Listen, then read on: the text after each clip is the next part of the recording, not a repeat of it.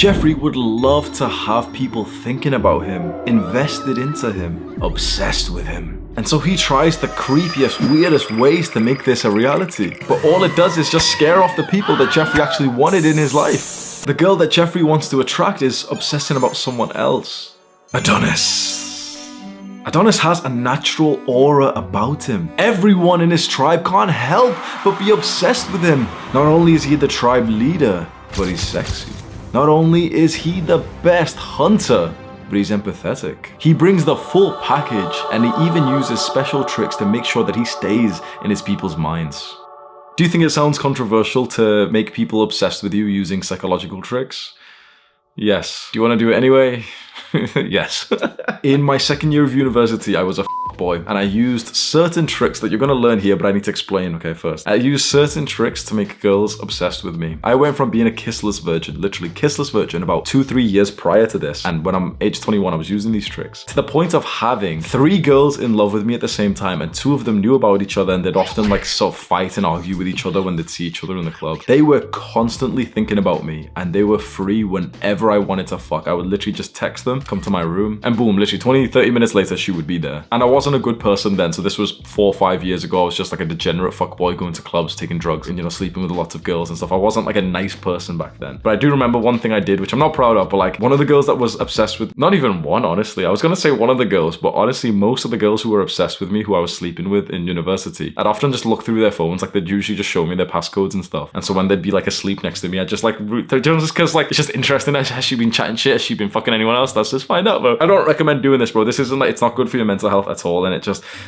yeah, it's just not good for you. But like, let me tell you the story of what I did. This girl's asleep next to me, take her phone. I know the passcode, boop, boop, boop. I'd enter and I'd start looking through the text. And bro, this happened more than once with like different girls, that I'd look through the text. And the best text to look through, if you are like a bad person, you want to look through with girls, I don't recommend doing this, but if you are going to do it, the best text to look through are not to look for guys. It's actually to click on her female friends and actually to see like, has she been talking about like, oh yeah, fuck this guy yesterday. I click on this girl's female friends on her text messages, and literally they're all just about me. They're even like the cutest, saddest shit of like, oh my god, Hamza just texted me and he's in the club, he's thinking about me. Yes! This was quite a long time that I was using like certain tricks to make girls obsessed with me. And honestly, I've used similar tricks, but now in a good way from what you're seeing right now. Years later, I've used psychology to stay more than relevant, to be in the minds of thousands of men around the world. There are thousands of guys who are seemingly obsessed with me, and that has led them to change their lives, or perhaps changing their lives has made them obsessed with me. It's the same psychology either way, I've just used it differently in a positive way now. You want to make people obsessed with you, this is exactly what you do. You get them to emotionally invest into you. Emotional investment simply just means the time, energy, and effort someone spends thinking about you, and how much of their emotions is influenced in any way by you. If you are, let's say, a stoic guy who's focused on your purpose, and you have like a girl, you're probably not that emotionally invested into her because you don't spend all day thinking about her. But if you're more of like a feminine guy, younger guy, you're less successful, you're more of like a normal guy, you're probably quite heavily emotionally invested in not just your girlfriend, but maybe even just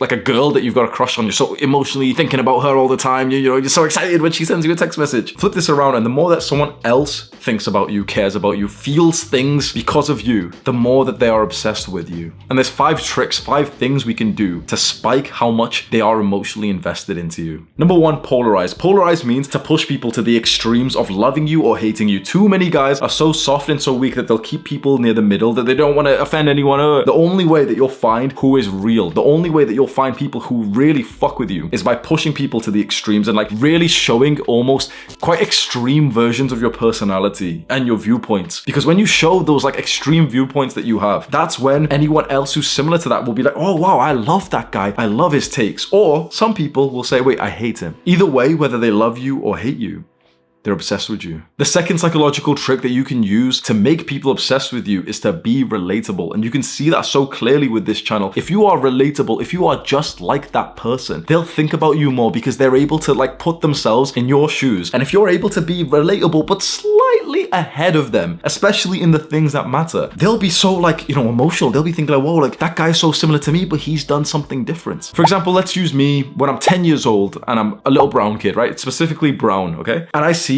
some millionaire walk past, and the millionaire's an old white guy. Oh wow, that's really interesting. He's a millionaire. Oh wow. Imagine if I then see a millionaire who's a brown guy who's only slightly older than me. Maybe he's like 20 years old. Which one am I able to relate to more? Well, of course, the younger brown guy. He's gonna be in my mind a lot more than fucking Colonel Sanders. If he's in my mind more, then I'm more obsessed with him. I'll be going home thinking, he seems similar to me. How did he make so much money? The third thing you can do to get people obsessed with you is to get them to open up. And this is perhaps like the one that I use quite like negatively and maybe manipulate. I don't know. But just obviously a few years ago, back in the fuckboy days, like it's, you know, girls are in love with me. She's next to me sleeping and stuff. And, you know, obviously being sexual and stuff opens up. And so if she's going to open up emotionally to me more and tell me like, you know, deeper things or experience deeper emotions with me, then of course she's going to be more obsessed with me. And again, this is what I've been able to do in a more positive way with what I'm doing now, because the nature of the work that we do here, talking about self-improvement, the deep shit that we've been through, usually when I'm speaking to my boys who follow me, you'll end up opening up and telling me some deep stuff. And when you open up to someone, you start thinking about them more, you start obsessing over them more, because you've kind of shared a piece of your experiences, feelings, and maybe traumas. The fourth psychological trick that you can use to get people obsessed with you, and perhaps my favorite, which is, I feel like a bad person talking about my fuckboy days, but it's like, yeah, it's a part of me. I'm grateful for everything I experienced. But